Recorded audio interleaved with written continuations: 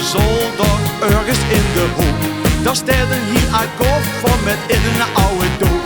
Een ouderwetse trekzak, het is een prachtig ding. Als de moed elkaar trekt, is het offerzing.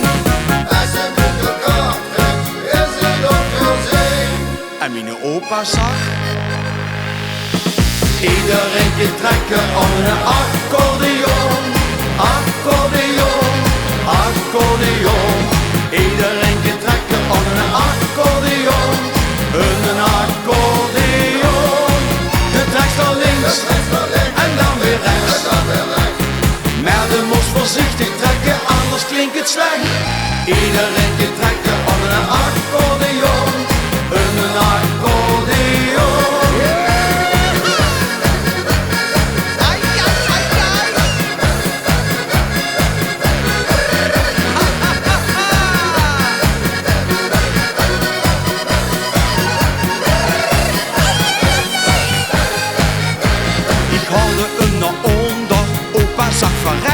Het is best al lang geleden tot ik getrokken heb.